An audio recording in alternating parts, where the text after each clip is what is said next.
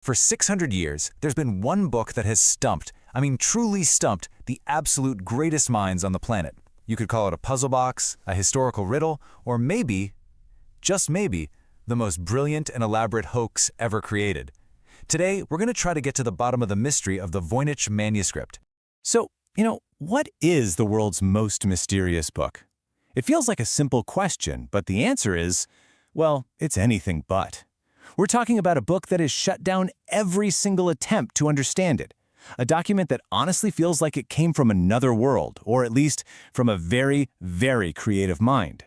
And look, when I say it stumped people, I am not kidding. We're talking about the best of the best. People like Alan Turing, the absolute genius who cracked the Enigma code in World War II. He couldn't do it. FBI cryptologists, with all their high-tech resources? Nope. Scholars who've spent their entire lives studying medieval texts? Not a chance. Even today's supercomputers and AI scientists have been left completely scratching their heads. Just try to wrap your head around that. 6 centuries of silence. Every few years, someone pops up and shouts, "Eureka, I've got it!" But nope, the manuscript secrets are as locked down as ever. So to really get why it's so ridiculously difficult, we've got to take a look at what's actually inside this thing. All right, let's peek inside its pages, shall we? Because trust me, the pictures and diagrams are every bit as strange as the unknown language it's written in. Okay, so here's what we know for sure. It's a book, about 240 pages long, made from calfskin vellum, and it dates all the way back to the early 1400s. The entire thing is written in a language and an alphabet that has never been seen anywhere else on Earth. And it's just jam-packed with illustrations that range from kind of whimsical to just downright weird. To try and make some sense of it, scholars have kind of divided the book into 4 main parts, just based on the pictures. You've got a section with plants, one with stars and zodiac signs, another with, well, bathing, and a final bit that looks like recipes or remedies. But, as you're about to see, nothing in this book is quite what it seems. So take the first part, the so-called herbal section. Sounds normal, right? It's filled with these incredibly detailed drawings of plants. But here's the catch. Modern botanists, with all our knowledge, cannot identify a single one of them. They're all just a little off, twisted, bizarre, completely alien-looking things. And then you get to what they call the balneological section, which is really just a fancy word for bathing. And this is where things go from strange to just wow. This section is famous for its drawings of nude women in these complex systems of pipes and green pools. And as this quote says, some of these contraptions look eerily like parts of the human anatomy.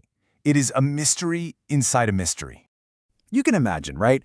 Content this bizarre has made cracking the code an absolutely irresistible challenge. But all it's really led to is this frustrating, endless cycle of people claiming they've solved it, followed by experts quickly showing why they haven't.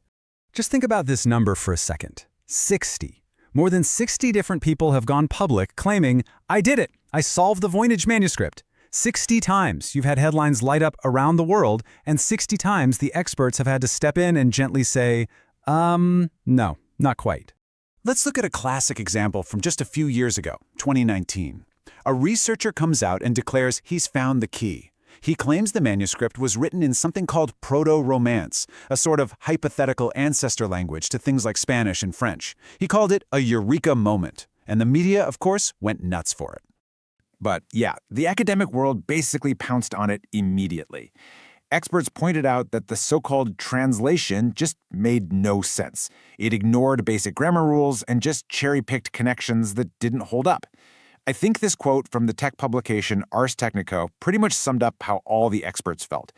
The pattern was just repeating itself, again. And this was not a one-off thing. Just 2 years before that, in 2017, a TV writer made huge news by arguing the book was a kind of women's health manual, and that the weird script was just a whole bunch of Latin abbreviations. On the surface, it seemed to fit with all those bizarre bathing illustrations. But, surprise, surprise, it fell apart as soon as actual experts took a look. Specialists in medieval Latin reviewed the work and said the abbreviations didn't match anything they'd ever seen. The translations were all over the place, and, to put it bluntly, one expert just called it pretty much nonsense. Another dead end. So, if we can't trust any of the translations, what can we trust? Let's take a step back from all the speculation and look at the hard evidence, the actual, verifiable history of this book's journey through time. So the book's known journey is almost as weird as what's inside it. Thanks to carbon dating, we know for a fact it was made sometime in the early 1400s, probably in northern Italy. Then, it just vanishes until the late 1500s, when it suddenly pops up in the collection of the Holy Roman Emperor Rudolf II, who was obsessed with weird stuff. From there, it gets passed around. At one point, an alchemist calls it a riddle of the Sphinx, and then poof, it disappears again, this time for 250 years. It only resurfaced in 1912 when a Polish book dealer named Wilfrid Voynich bought it, which is, of course, where we get its name. And today, it sits safely in a vault at Yale University, its secrets still perfectly intact. And that brings us to today. After all the failed decodings, all the dead ends, where does that actually leave us? Let's break down the main theories that experts are still seriously debating right now. It really all boils down to three leading ideas. First, and this is a big one, it's an incredibly elaborate hoax. The idea is that some clever medieval scam artist just made up a bunch of nonsense to sell to a rich and curious guy like Emperor Rudolf. Then you have the second theory, it's a real, but now totally extinct language. See, the text follows certain patterns and rules that look way too complex to be pure gibberish. And the third major theory? That it's a cipher. It's a known language, like Latin, that's just been encrypted to hide whatever's inside. And, well, you knew this was coming, right? You can't have a mystery this big without the alien theory. And look, with its unidentifiable plants and bizarre star charts, some people have come to believe the manuscript isn't from Earth at all. Maybe it's a guidebook left behind by an ancient visitor. That's a fun idea, you have to admit. So, where does all this leave us? Is this thing the most brilliant, longest-running practical joke in history? Is it the very last trace of a forgotten culture? Or is it a message that we're simply not ready or meant to understand? Maybe the most mind-bending idea of all is that the answer has been right there staring us in the face for 600 years, and we just don't know how to see it yet.